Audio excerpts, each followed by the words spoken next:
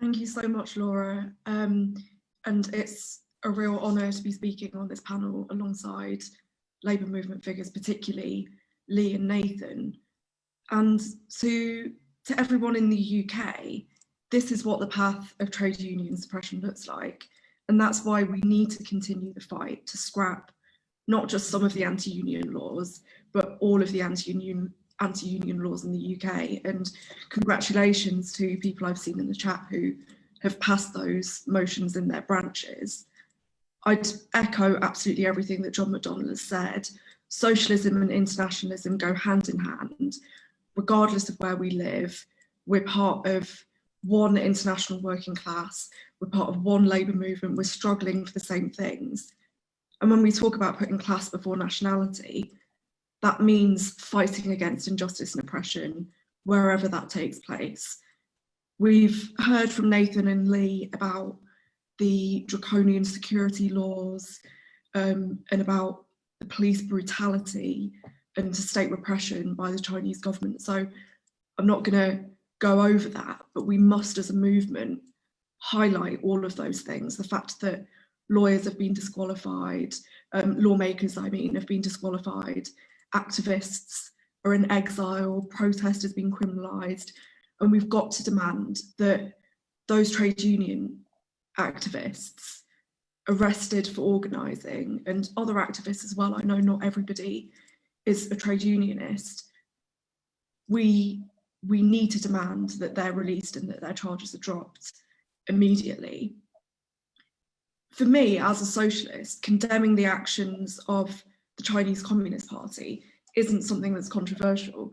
You know, when we see a police officer beating up a worker, when we see Muslims being locked up in concentration camps and millions of people being denied their basic democratic rights and freedoms, the Labour movement needs to know which side we're on.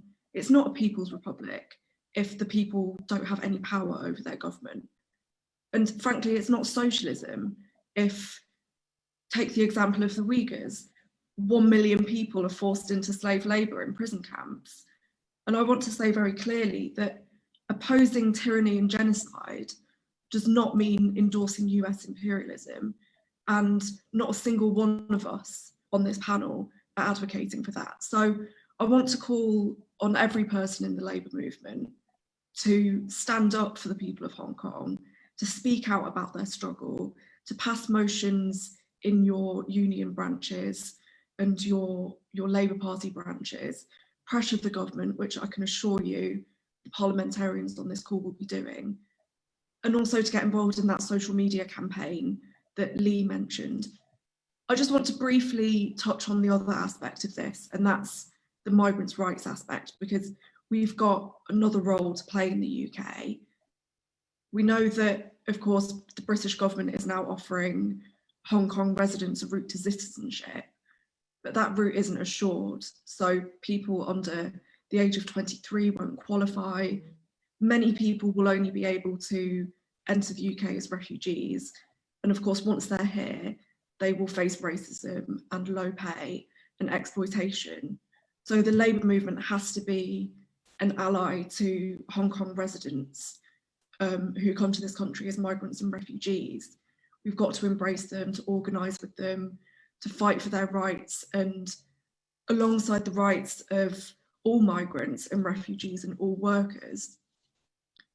I'll just finish by acknowledging, because this is important, that the struggle of activists in Hong Kong has inspired people all over the world. And to see a movement that is so young and vibrant and innovative, standing up against a regime as powerful as the Chinese government, has given hope to people all over the world facing state oppression, not just in the UK, but in India, across Europe. We've got people from Montenegro and Nepal here. And that path to democracy might be a long one, but we stand with you, and you are on the right side of history. You're on the side of freedom, democracy, and human rights, and against nationalism, racism, and imperialism, whatever flag that is cloaked in. So solidarity and victory to the people of Hong Kong. a